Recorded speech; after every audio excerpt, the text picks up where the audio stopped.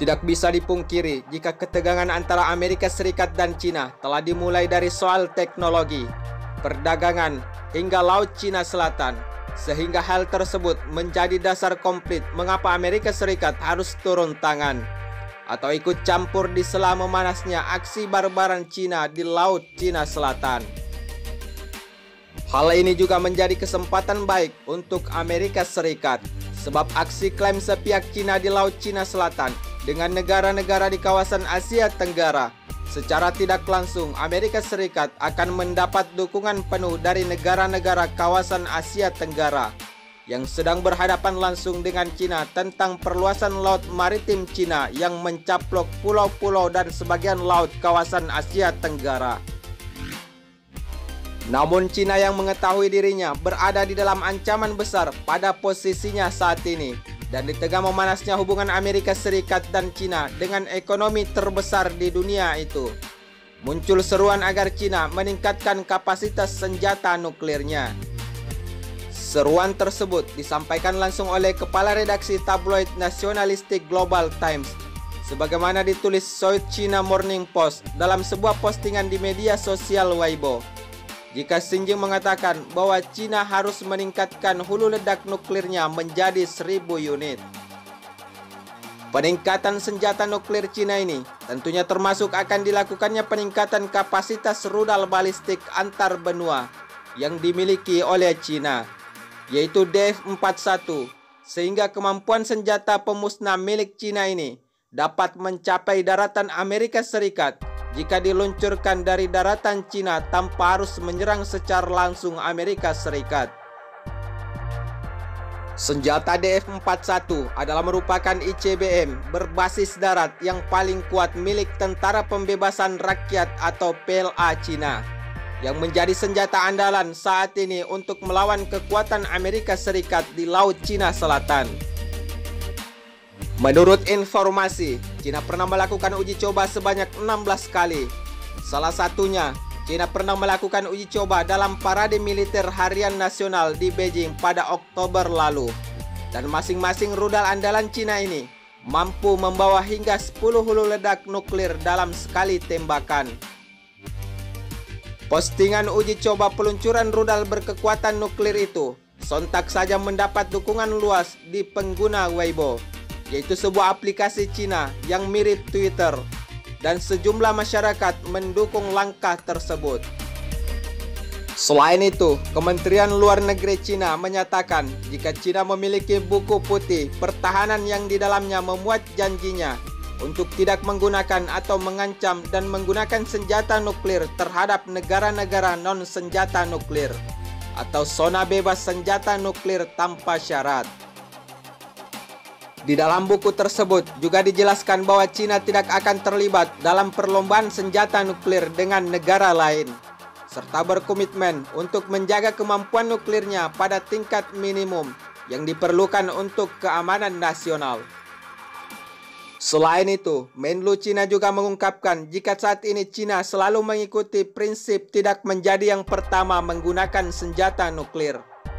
Cina menerapkan kebijakan yang sangat bertanggung jawab dan terkendali, kata Hua pada konferensi pers di Beijing. Namun di sisi lain, saat ini Cina telah berhadapan langsung dengan negara kekuatan nuklir terbesar di dunia, yaitu Amerika Serikat. Cina seharusnya sadar jika yang dihadapi itu adalah negara yang memiliki teknologi tempur yang sangat baik, dan sekutu yang tentunya akan ikut melawan Cina jika terjadi perang nuklir antara Amerika Serikat dan Cina. Selain itu, Amerika Serikat sudah terbukti perannya di setiap medan pertempuran. Misalkan saja peran Amerika Serikat pada Perang Dunia II dan hingga invasi besar-besaran Amerika Serikat terhadap Irak puluhan tahun yang lalu. Namun mengingat dari sejarah kekuatan dan pengaruh Amerika Serikat di dunia teknologi persenjataan hingga di medan pertempuran, tentunya ini menjadi peringatan bagi Cina, apalagi dengan aksi memanasnya antara Cina dan Amerika Serikat. Selain itu, menurut sumber informasi terpercaya, sepanjang tahun ini pesawat jet tempur dari Angkatan Bersenjata Amerika Serikat telah melakukan 39 kali penerbangan di atas Laut Cina Selatan, Laut Cina Timur, Laut Kuning, dan Selat Taiwan, serta 3 kali lipat lebih banyak operasi manuver Amerika Serikat di sekitar Laut Sengketa tersebut dari jumlah yang dilakukan pada periode yang sama di tahun 2019 lalu. Melansir South China Morning Post, Angkatan Laut Amerika Serikat melakukan 4 operasi navigasi bebas di Laut Cina Selatan dalam 4 bulan pertama tahun ini. Namun operasi militer Amerika Serikat yang terbaru adalah pada tanggal 29 April, yaitu kapal penjelajah berpeluru kendali rudal USS Bunker Hill berlayar melalui rantai kepulauan Spratly. Selain itu, pada hari Jumat, kapal tempur littoral USS Montgomery dan kapal kargo USNS Cesar Chavez juga dilaporkan beroperasi di Laut Cina Selatan. Menurut Komandan Kelompok Serangan Ekspedisi 7, pasukan-pasukannya terbang, berlayar, dan beroperasi di perairan internasional Laut Cina Selatan atas kebijakan dan sesuai dengan nomor-nomor kelautan dan hukum internasional, serta menunjukkan berbagai kemampuan Angkatan Laut US Navy milik Indo-Pasifik.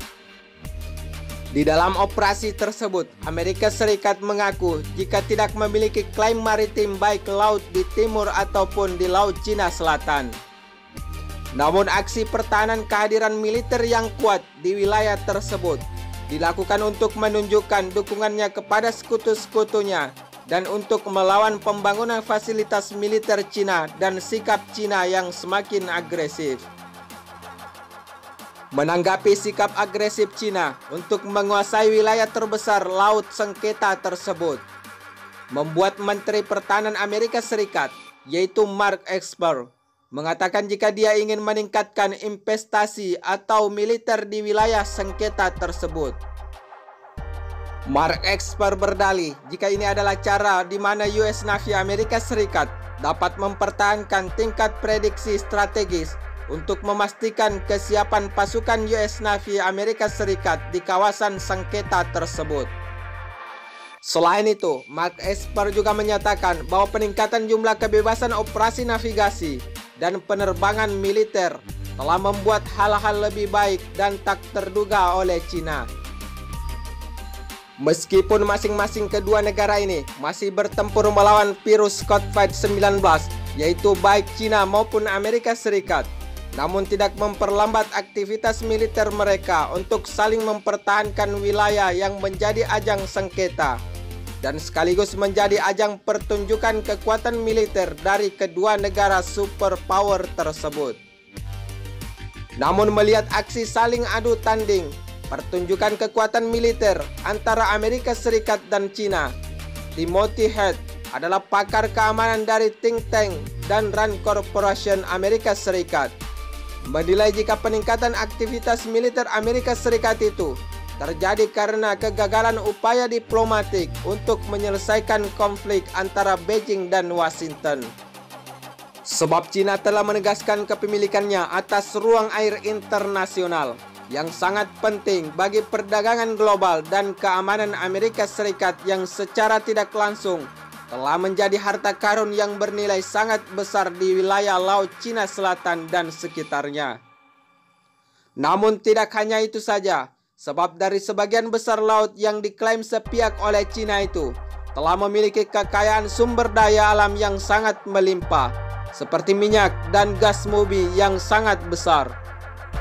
Di sisi lain, untuk terus memperkuat klaim Cina di wilayah itu, Tiongkok meningkatkan kegiatan pembangunan pulau buatan di Laut Cina Selatan, meningkatkan patroli dan penyebaran militer serta memaksa tetangganya untuk mematuhi klaim sepihak Beijing.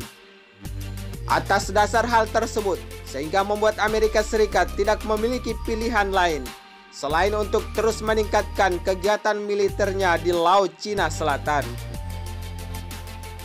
Tujuan penerjunan militer dan semakin memperkuat posisi Amerika Serikat di Laut Cina Selatan adalah untuk mengirim pesan yang jelas bahwa Washington serius mempertahankan status internasional Laut Cina Selatan dan perairan di rantai pulau pertama, serta memberi sinyal kepada Amerika Serikat dengan kesediaannya untuk menjunjung tinggi komitmen aliansi antar negara.